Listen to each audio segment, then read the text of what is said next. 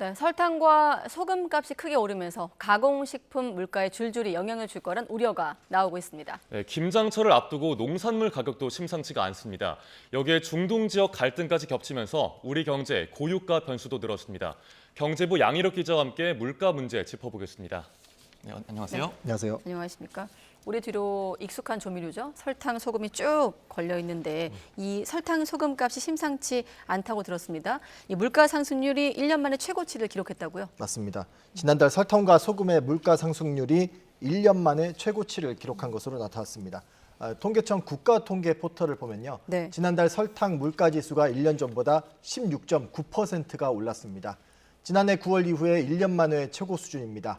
전체 물가 상승률 3.7%와 비교해보면 4.6배, 가공식품 물가 상승률 5.8%와 비교하면 2.9배에 이릅니다.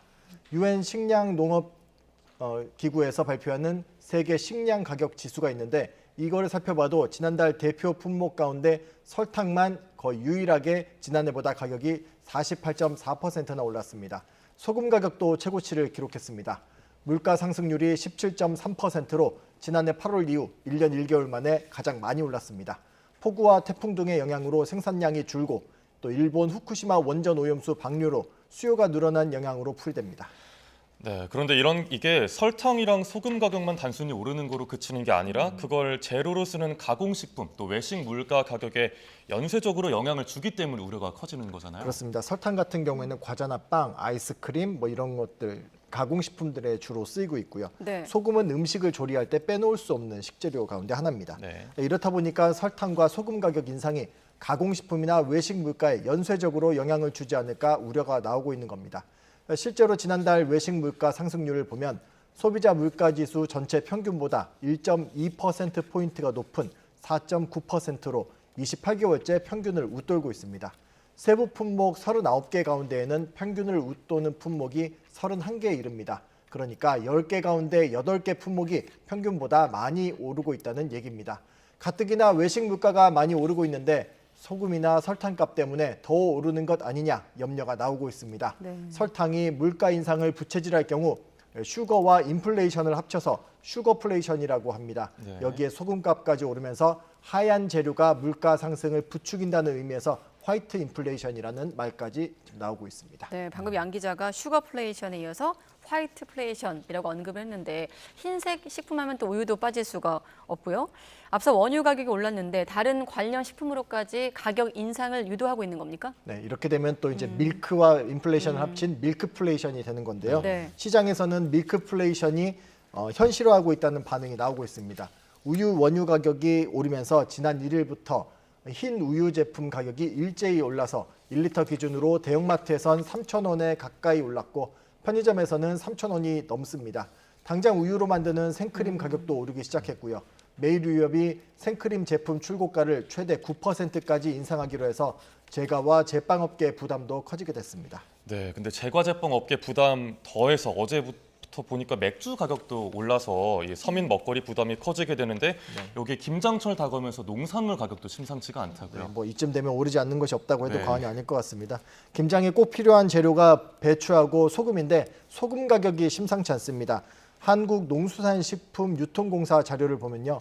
굵은 소금 5kg 가격이 어제 기준으로 살펴봤더니 14,115원을 기록하고 있었습니다. 1년 전과 비교하면 26%가 올랐고요. 평년 가격인 8,250원과 비교해보면 무려 71%나 올랐습니다. 배추 가격도 올랐습니다. 도매 가격 기준인데 10kg 3포기 어제자 가격이 16,820원입니다. 1년 전보다는 소폭 올랐고 평년보다는 24%가 올랐습니다.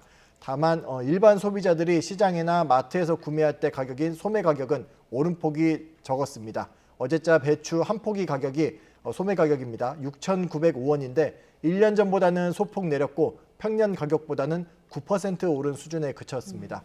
정부의 할인 쿠폰 등 물가 수급 대책 영향으로 풀이되고 있습니다.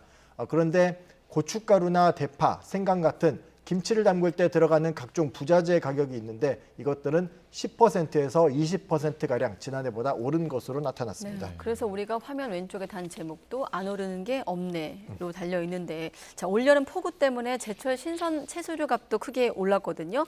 다시 또 오르고 있다고요? 맞습니다.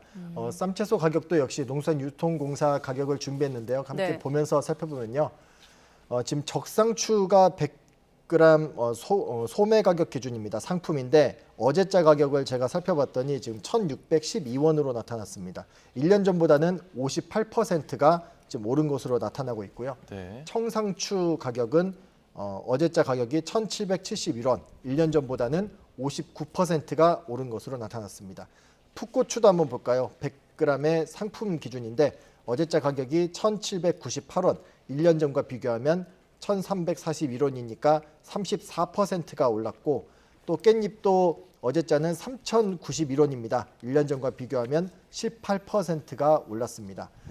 어제 삼겹살 가격이 얼마가 되는지도 한번 살펴봤습니다. 전국 네. 평균 가격이 100g에 2,722원으로 나타난 걸 제가 아까 조금 전에 살펴봤는데 깻잎보다 맞습니다. 싸네요. 네. 한마디로 그럼 도대체 삼겹살에 깻잎에다 삼겹살을 싸 먹을 것인가 네. 아니면 그 반대인가 우스갯소리까지 나오고 있습니다. 네. 한때는 그 삼겹살 값이 올랐을 때 뭐 금겹살 이런 얘기도 나왔던 것 같은데 참 이 채소값이 오르면서 말이 바뀐 것 같습니다. 근데 지난 여름철에는 폭우 또 태풍으로 인한 침수 피해로 채소 가격이 많이 올랐었는데 요즘은 왜 오르는 걸까요?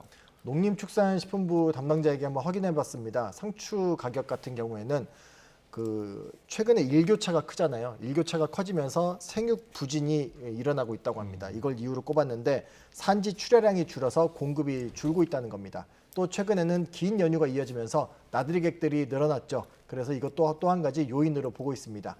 나들이 나가면은 삼겹살 등 고기를 구워 먹고 거기에 필요한 곁들일 쌈채소가 필요한데 거기에 대한 수요가 늘어났다는 설명입니다. 또 수요가 늘어난 반면 공급은 한마디로 줄어들었다고 설명할 수 있는 겁니다. 네. 정부는 공급량을 맞추려면 1에서 2주 정도는 걸릴 것으로 보고 있는데 10월 하순쯤이 되면은 가격이 안정화될 것으로 보고 있습니다. 네, 대출 금리도 높고 이래저래 다 삼고 현상을 겪고 있는 지금 시절을 살고 있는데 이렇게 먹거리 물가가 오르다 보면 우리가 지갑 열기 참 부담스러워졌어요. 이래저래. 맞습니다. 취재진이 만나본 소비자들 하나같이 돈 쓰기가 너무 부담스럽다고 하소연하고 있습니다. 대형마트에서 저희 경제부 기자가 만나본 시민의 말 한번 먼저 들어보겠습니다. 예, 비싸도 뭐 식구가 적으니까 사는 거고 10,000원 식구는 너무 부담스러울 것 같아요. 못 바꿨어요. 바꿀 수가 없잖아요. 먹고 사는 거는. 우리 노인네들은 있는 거는 한정이고 쏨쏨이는 더 세지고 진짜 힘들지요. 네, 방금 소비자의 말을 한번 들었는데요. 문제는 물가 상승이 소비 위축으로 이어질 수 있다는 점입니다. 저 역시 전달에 카드값이 많이 나왔다 싶으면 당장 가족들과 함께하는 외식비부터 일단 네. 줄이고 보고 있습니다.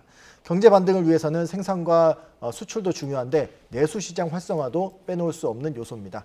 경기가 좋지 않은데 물가마저 오를 경우 결과적으로 소비자들 지갑 열기가 더욱 예민할 수밖에 없을 거란 분석이 나옵니다.